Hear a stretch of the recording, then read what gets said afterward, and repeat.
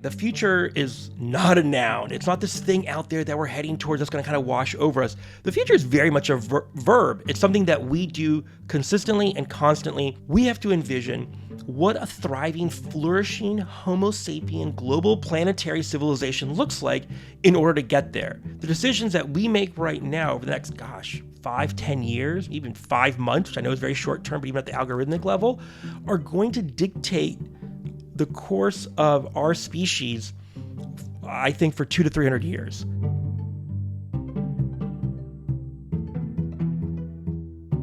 I'm Bob Safian, and I'm here with Ari Wallach, futurist and host of the new PBS series, A Brief History of the Future. Ari, good to see you.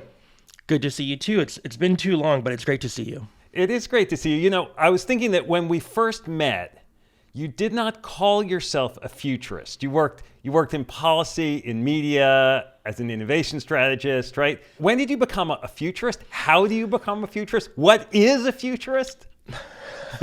So many great questions. So first of all, I never called myself a futurist. But what a futurist does, and there's different kinds in many ways, is, well, let's talk about what they don't do. What they don't do, or at least what they shouldn't do, is predict the future and tell you what's going to happen tomorrow. What futurists do is they look at the major trends, the mega trends, the macro trends that are occurring. So at the organization that I run, Longpath, we track 21 mega trends, from climate to science to psychology to even spirituality. And these mega trends are often, at the minimum, 5-10 years in the making, but they can go decades back and they're going to go decades forward, and they kind of shape, if you will, almost like an ice cream cone on its side, what's possible. And so what we do as futurists is we develop multiple scenarios of what could happen. It's not worst case, it's not best case, it's 4 stories. And then whoever it is that we're working with, be it governments or organizations or even political movements, we say, what has to be true for these stories to manifest, to be true? And then we backcast. And that's a way of kind of preparing yourself. Then there's a smaller slice of futurists like myself who say, okay, these are different stories of how things may unfold. And we're starting to see those signals occur. We're separating the signals, obviously, from the noise. And then the question, it's the question that we ask in A Brief History of the Future, is now, which ones of these do we actually want to see become true? And so that's what I spend 6 episodes doing, is meeting people around the world who are working on building better futures. And sometimes it's seemingly at a micro scale, but then we ask, masters of scale, what does this actually look like if this happens in a broader way? So that's how you become one. That's how I became one. And that's kind of what we do. Part of what makes the way you look at it different than some other futurists then is because you're not just looking at the trends, but you're looking at where you want the trends to move to.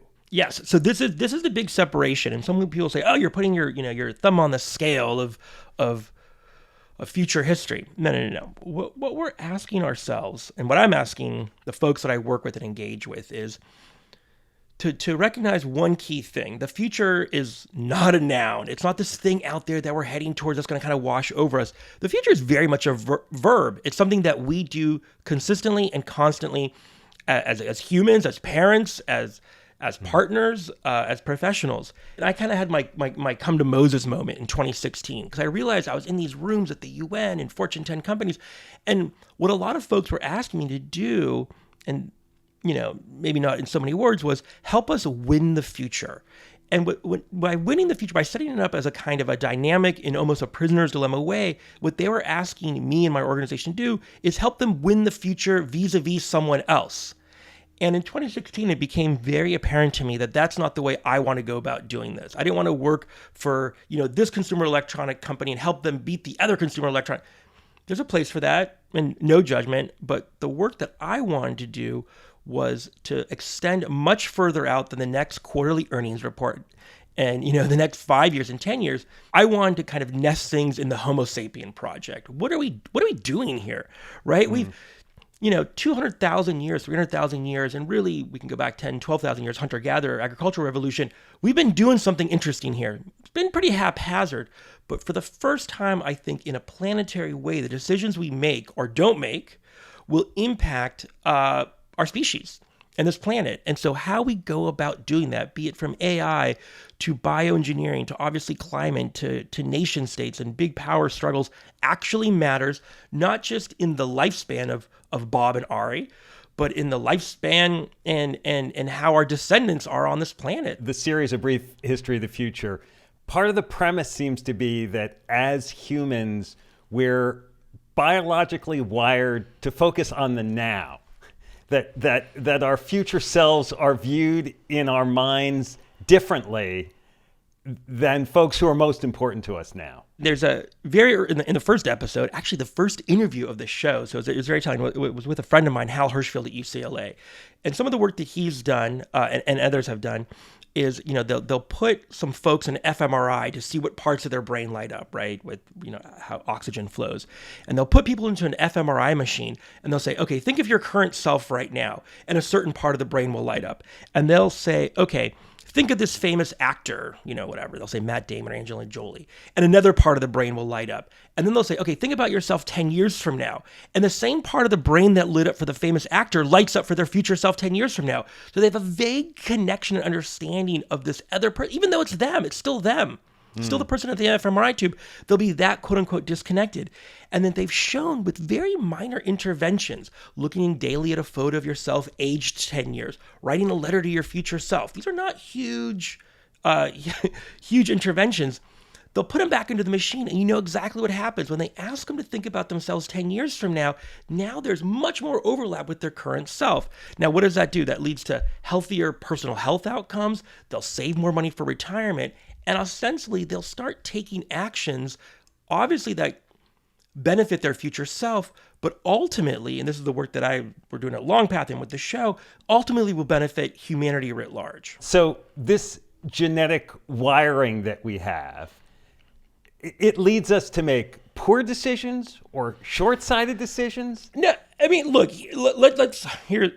Ari and Bob are now talking via the internet. So we can say it helps us make poor decisions. But the fact of the matter is we're still here, right? We are now using a technology that even, 100 years ago would be magic. So it can't be that poor of decisions because we made it. What it does is it helps us survive. And so if Ari and Bob are being chased by a very large animal 15,000 years ago, we're going to think very short term. We're going to think, how do we get away from this? How do we fight? How do we run from it? Or, maybe how do we pause and play dead from it? So that wiring for survivability is there, and it has helped us to a great point. Now, the biggest early pivot in this, if you will, about 10 to 12,000 years ago, when we go from hunting and gathering and just kind of chasing things to actually being in one place, developing civilization, and having to actually plan for the winter, having to actually get seeds. It's such a metaphor, right? Take the seeds, store the seeds over the winter, and then plant them again. The key aspect towards the bottom of our brainstem at the hippocampus level is that we have to be able to envision what success looks like. So it allows you and I to communicate. Hunting this very large animal is us being able to tell a story of us eating a lot of meat over the fire, right? Now, fast forward now to 2024, we have to envision what a thriving, flourishing Homo sapien global planetary civilization looks like in order to get there. And most of our stories about the future, the visions of what we want to see, are almost 100% dystopian. From the movies to the young adult to the comics to the TV shows, we're always failing, and there's a reason for that, because that's the part of ours that's hardwired to see the negative things, our negativity bias that could kill us. That's why when we go into a meeting and we're like, here are all the things that are not going to work, because that's what we're wired for, is to think about the things that are going to end us. Now we're at a point, though, as a species, where it's okay to have that hard wiring, 100%, and at the same time push ourselves to think about what it is that we want as opposed to what it is that we don't want. And so with this show, who are you trying to influence, or what outcome are you after? Really what it comes down to is we have to recognize two truisms. One is everyone's a futurist in the actions that they take at the micro level. So how I say goodbye to my children in the morning is influencing the future, because that, at the serotonin dopamine level, that's teaching them human connection, which they will then take on to the 8,000 plus descendants of my wife and I in 300 years from now. So that's at the micro level. At the macro level, obviously we get into issues of policy. We get into the kind of the ways we think about AI and biotech and climate and foreign affairs. To the listeners of this podcast, the decisions that they make. It could be people in a boardroom saying, do we go with this LLM or do we go to this one? Do we scrape Reddit for how we're going to train our models, for instance, and scrape X? Or are we going to scrape something else? These small decisions have long-term impacts on our species. So what we're trying to do with this show is both get the general public, but also the folks who make decisions that at scale impact more of us in the present and more of us in the future. So the KPIs, if you will, the indicators are twofold. One, in the near term, are people making decisions differently about their lives, about the work they do. Two, are they actually in their workplace, in their life, changing behaviors in one way or another? We never in the show say, this is the future of food. This is the future of housing. What we say is, these are people who are working on these, what we currently call challenges and issues and problems, and looking at them as opportunities on how to bend the curve of where we're going if we don't make changes in certain areas, bend it towards better tomorrows. Whatever field you're in, if you're an artist, a teacher, a parent, a cook, a chef, think critically and differently about what impact you have on the far futures by your actions today. So we're modeling a behavior set. I mean, we're all futuring whether we're being conscious Yes. about it or not in the decisions we're making. And I guess like many of the listeners to this show are business people. And as you alluded to, like the business world is plagued with short-term Yes. incentives, quarterly earnings and current cash flow needs and whatnot.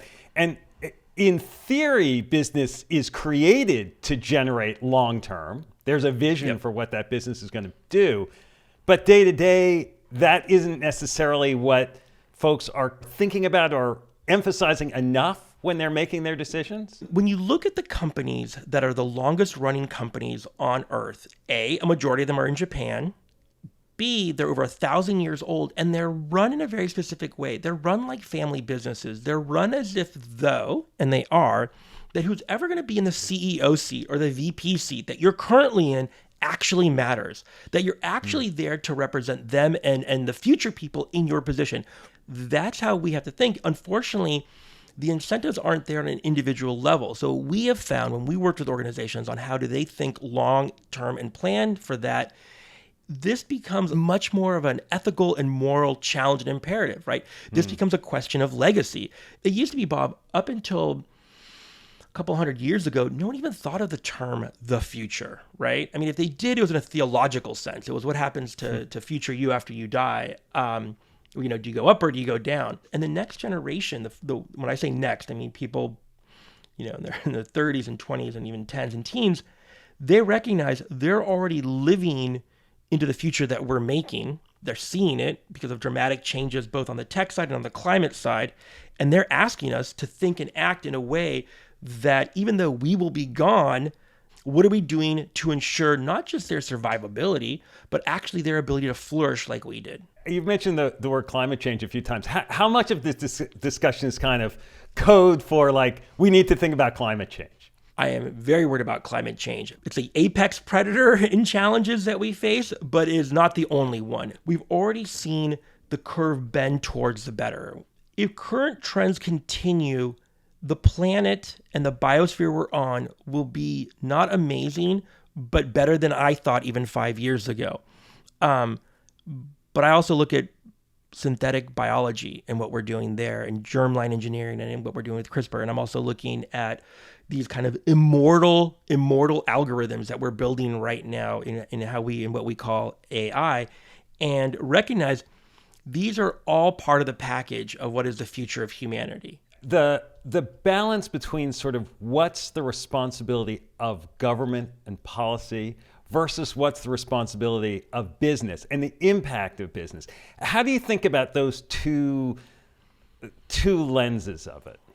Well, so I see them as lenses on top of one another, right? It's not a left or a right lens. It's really, they are inextricably linked. Business and politics and culture and even religion and governance interplay and intermix. I've yet to be with a Fortune 100 CEO where she or he haven't brought up the politics and the culture of the moment and what's happening.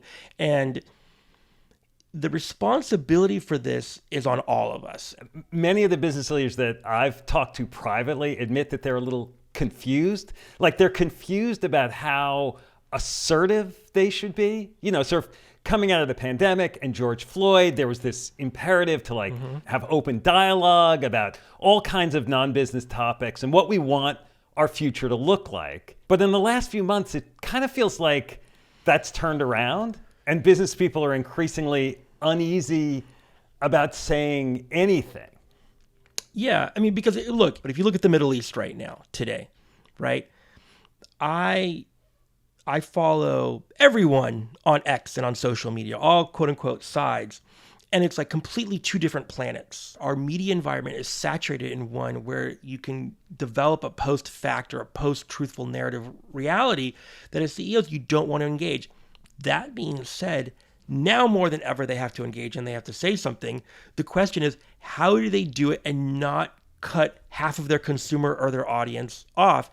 This is going to be the challenge of the next few years, right? Is to reconnect and refine what they believe to be the moral imperative of their business, which is no longer just the shareholders, but obviously who the stakeholders are. And a big argument of the show is the most marginalized in many ways are future generations. They don't vote. They have given no one proxy. And so, we go to a place in Yahaba in Japan with this professor who does a thing called future design. He has maybe a third of the people in the room don these kind of golden ceremonial robes. And when you put these robes on, you're magically transformed to being a citizen of the year 2060. And you are now advocating from their perspective. The entire tenor shifts in the room because they're now advocating for their needs. Now, it doesn't mean the future generations win over the present. It means it's now more of a dialogue. And so what we would ask of CEOs who are trying to figure out how to navigate this moment is to be in that dialogue, to be almost what we call like a temporal incursion agent, right? It's someone who kind of sees the timeline as it is and thinks, where might this go differently? What's not just in our best short-term interest as toothbrush makers in the present, but also into future generations? What are they going to need? The decisions that we make right now over the next, 5-10 years, even 5 months, which I know is very short term, but even at the algorithmic level, are going to dictate the course of our species, I think, for 200 to 300 years. For this show, you talked to some celebrity types, Kylian Mbappe and Drake. Like, why? Why go to them, and what perspective do they offer that helps everybody else? You go to a Drake show. And if you haven't gone to a Drake show, you should go to it. The North American tour is wrapping up, so you have to go to Europe. One of the things that's very obvious that hits you right away is not just the kind of the positivity of his messaging, which is really there, but it's the way that everyone is actually in sync with him and the music and the emotion. And I wanted to do this, but the producers wouldn't let me do this. I wanted to pull 20 people randomly out of the crowd and look at their pupil dilations, because my bet was you were going to see their heart rates were in sync, their pupils were dilated in the same way, and we were all kind of together in sync in this. And so when we think about the role that culture plays and how we shape tomorrow, more often than not, we'll just go to the nano lab, or go to the quantum lab, which is awesome. And we go to all those places.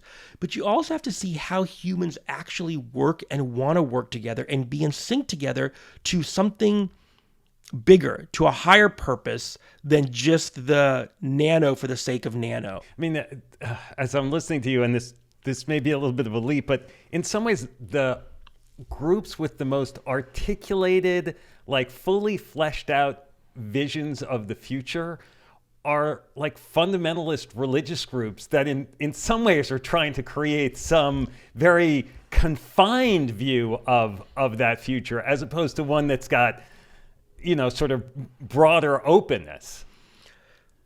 This is not a leap. We think most political arguments are about the past. I would argue most political arguments are about the future, about what kind of future we want to live in. These terms don't mean anything, but if you look at like the far left, or you look at the far right, they often have very articulate views of what tomorrow should look like. More often than not, I find they lack logical consistency in a way that allows all humans to flourish in an open society. But what you just raised is the battleground of this decade. By battleground, I mean a battleground of ideas about where do we want to go as a species, as a people. And you'll notice this conversation we're having is like, this feels like we're like freshmen in the dorms, like super high on some great weed. But the fact of the matter is, this overly simplistic way of thinking about what's happening right now is as far from your reading in the horse race politics of how we cover the issues of the day, right? We'll talk about who's up or down in Arkansas's 9th congressional district and what that means for House committee. Those are great. Those are great things to measure, but it's like looking at the dashboard of the car and how the engine is or isn't revving without any conversation about where the car is actually heading. It could be going off a cliff. It could be going for a loop-de-loop. Who knows? Who cares? As long as we're looking at the dashboard right in front of us, at those KPIs of the very short-termistic moment. We talked earlier about climate change as one of the sort of challenges and pillars that we're pivoting around, right? You talked about AI, like how technology develops. Where are we on that? Where should we be? Like, who makes the decisions? If we think about technology as, and this is obviously, I'm paraphrasing from Nietzsche, right? These are all extensions of man to become more godlike. I actually think it's not so highfalutin. I think a lot of technologies is really just to make life easier or to replace our moms, right? Folding your laundry, cooking for you, and driving you everywhere. It's like a lot of the things that came out in the past 10 years are just doing what I'm doing with my 10-year-old son right now. If we're building AI to, I don't even know, help us find like airplane tickets faster, right? Which is where a lot of money, or help us sell more ads on a social, whatever. God, what a just waste of brain power. But if we're building AI so we can think about where could we be as a species on this planet living in a regenerative, sustainable way on this Garden of Eden that we happen, this third rock from the sun, that's very different. Look, we can feed, house, clothe, and educate and basically care for every single Homo sapien on this planet right now, but we don't. So if the AI is going in that direction, I'm all for it. That does not seem to be the direction it's going in, right? It seems to be optimizing for near-term business interests within a small group of owners. Would I like to see a public AI infrastructure like a Manhattan Project, but for flourishing futures? Yes. Would I advocate for that? 100%. Am I seeing that happen in the near term? No. And unfortunately, we cover AI, and I look at what happened with Sam and OpenAI. We cover that just like horse race politics. We cover it like, well, who's up or down in this election cycle? This election will be about democracy in the future of this country in many ways. AI should be taken in the same way, in that same like, wow, we really have to focus, we really have to organize and get galvanized. Again, I'm not saying it shouldn't be Sam, it shouldn't be Musk, it shouldn't be Satya. What I'm saying is we have to have a real conversation about the power of these tools, which is very much in the way that Oppenheimer thought about what he built. This is the same level of power and the ability to both create and the ability to destroy that we're dealing with. And that's what I took away from Oppenheimer. I was like, wow, that much power with one individual, one small set of individuals, that's what we have right now. And we're living through an Oppenheimer-like moment, but we treat it like who's up or down and who gets a board seat and which investor got, liquidated from that or not. And it's no offense, because we're both in this world. Journalism is doing a disservice by covering one of the most consequential aspects of our reality today in that way. As the folks listening here sort of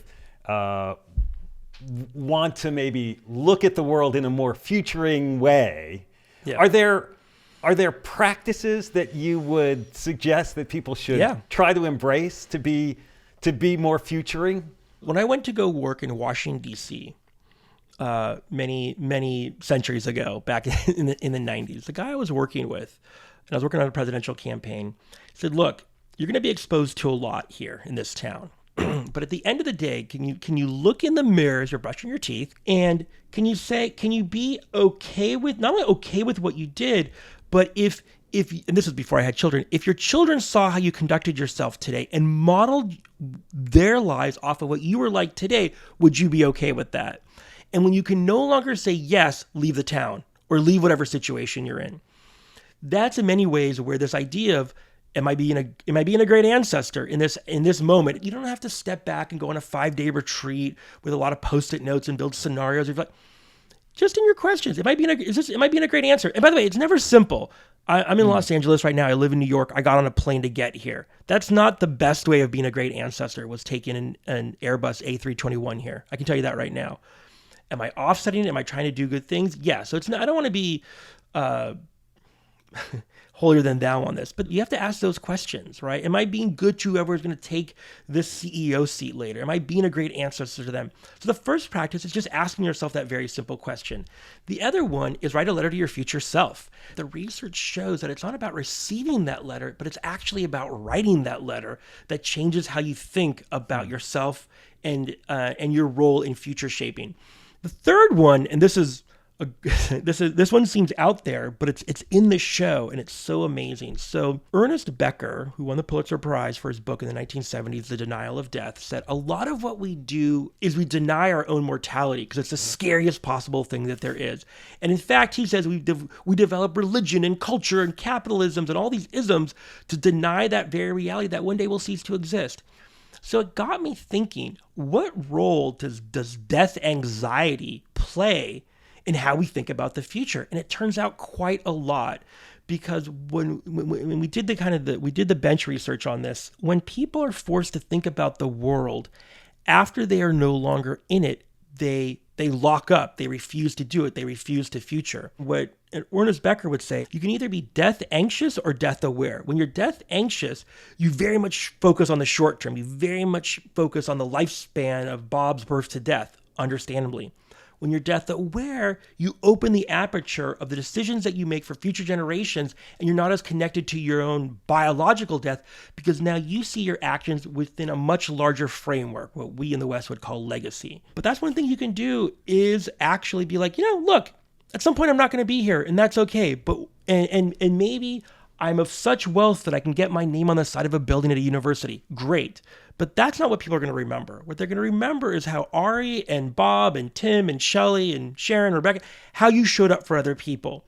That's probably the biggest thing that you can do, because you're thinking about your actions as going beyond your own lifespan. Once you can reconcile yourself to that, you will find that futuring outside of your own constraints of your life becomes much easier, and in many ways, much more comfortable. And in many ways, it just gets you more relaxed about where you are in the world, because you no longer are just connected to you, but to something much greater, much bigger than yourself.